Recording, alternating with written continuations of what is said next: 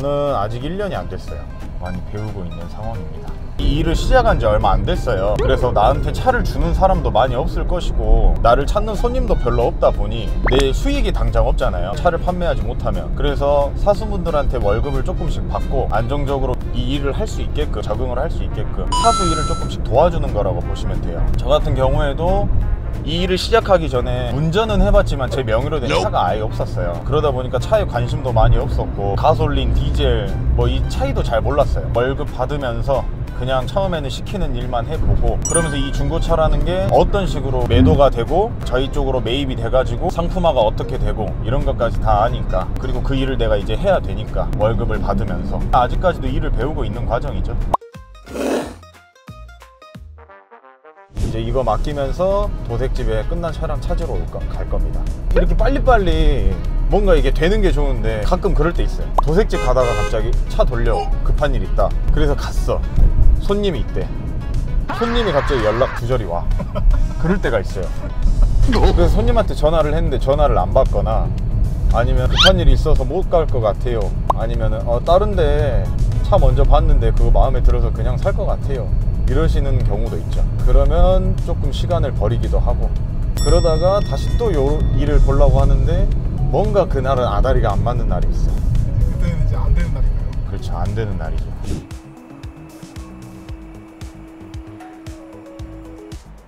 누유 없나요?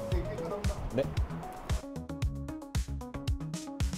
하루 손님 맡기는 차는 총 거의 몇 대 쓰나요?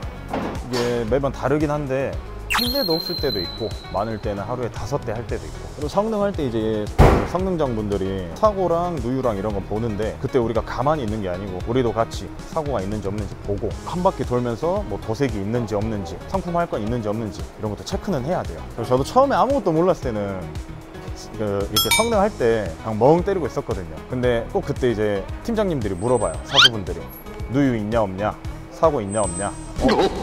잘 모르겠습니다. 아니면은 누유가 있으면은 사진을 찍어서 보내주라. 근데 이미 내려가 있어. 그러면은 그때 다시 죄송한데 다시 한번 올려주시겠어요? 또 이러면 시간이 딜레이가 되니까 저도 여기서 한번 같이 보는 거예요.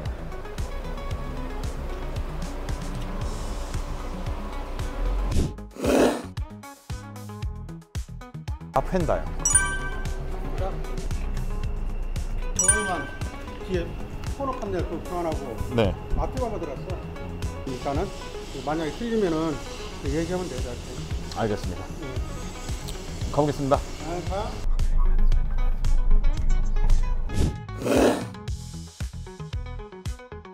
타던 차량이니까 여기에 있는 짐들을 새로 출고한 차에 같이 옮겨드릴 예정이죠. 버리실 거는 놔두시면 저희가 처분하겠습니다. 제가 그냥 가져버릴게요. 일단 다. 이제 따라다니면서 대입하면은 가져오잖아요. 이런 걸 거의 사수분들이 가져오는 거예요. 혹시 막 상태 엄청 안 좋거나 한 차 혹시 있을까요? 한 번 있었어요. 담양에서 봉고 탑차였어요.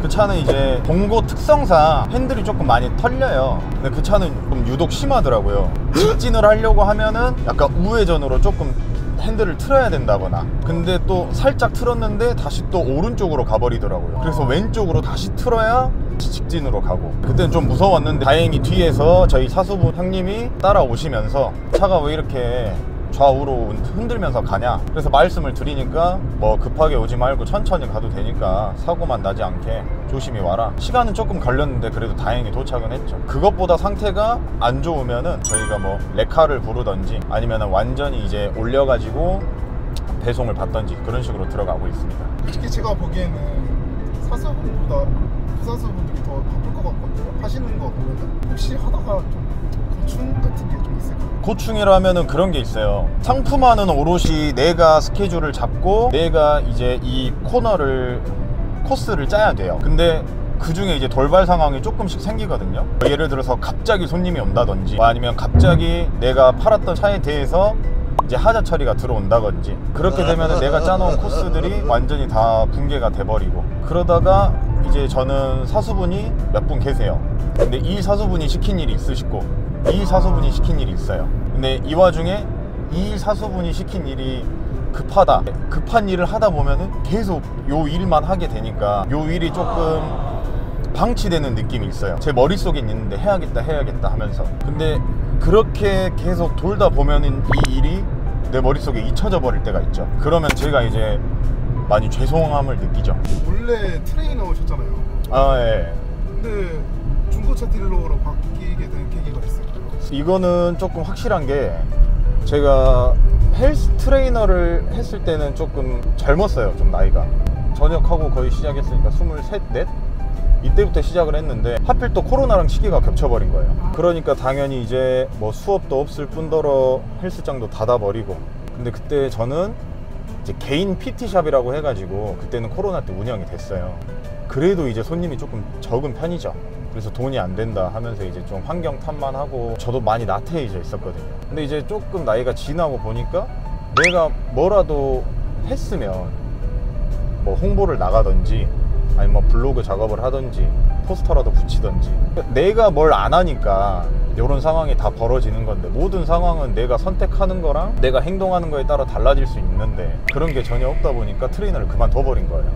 돈이 안 되다 보니까. 막노동도 했었어요. 근데 그거는 이제 힘이 너무 들고, 주변 사람들도 하는 말이 아깝지 않냐, 트레이너 한 게 젊은 나이에 아깝지 않냐, 다른 거라도 해봐라 해서 이제 찾아봤는데, 저는 영업도 한번 해보고 싶었거든요. 헬스 트레이너도 뭐 말로 뭐 이렇게 파는 거긴 한데 이런 게 아니고 실매물을 파는 거.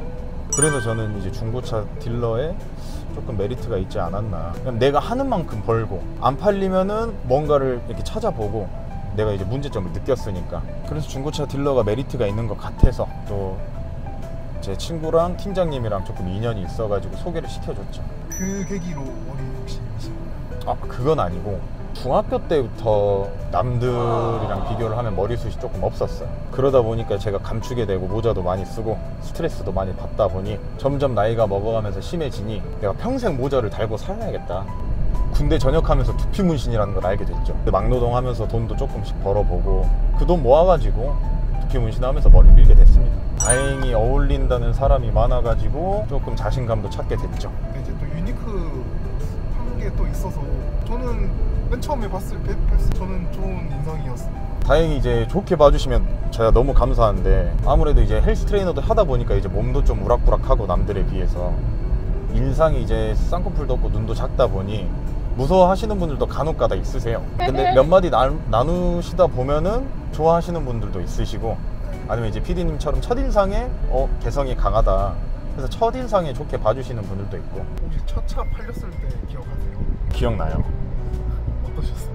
제가 이제 아무것도 모르는 상황에서 경매를 진행을 해서 차를 같이 보러 나갔어요, 사수분이랑. 근데 이제 차 상태가 플랫폼에 나온 상태랑 너무 달라가지고 소비자한테는 미안할 정도로 감가가 됐어요. 결국에는 그 소비자는 그 차를 빨리 판매를 하고 싶어가지고 매입을 해가지고, 진짜 첫 차니까 소중하게 상품화를 하나하나 제가 다 했죠. 일을 하면서 이제 옮기고 광택 내는 것도 보고, 부족한 게 있으면 제가 뭐 직접 손세차도 하고, 그리고 이제 첫 광고 올렸는데 소비자를 대면한 게 아니고 수출업자한테 전화가 와가지고 판매를 하게 됐어요. 탁송으로. 첫 매도를 털었을 때죠. 근데 진짜 기분 진짜 좋았을 것 같아요.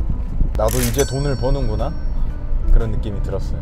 나도 이제 어디 가서 차를 팔았다, 중고차를 팔았다 이렇게 이야기하고 다닐 수 있었죠. 첫 소비자 대면했을 때도 기억이 나는데, 아무래도 이제 제가 차를 관리하는 게, 제가 물론 처음부터 끝까지 다 했다 해도 놓친 부분이 엄청 많아요. 부품이 없는데 뭐 단순 플라스틱 같은 게 없었는데 이제 그거를 제가 확인을 못했어요. 그래가지고 그것 때문에 연락이 오고, 주행하다가 들리는 소음 같은 것도 잘 못 듣다 보니까 내가 부족하게 이 차를 검수를 하니까 이게 나한테 그대로 다 돌아오는구나, 이런 생각을 조금 했습니다. 그래서 그 뒤로는 최대한 꼼꼼히 보려고 노력을 하고 있죠. 1년이 이제 거의 돼가시는데 네. 후회한 적은 없으셨나요?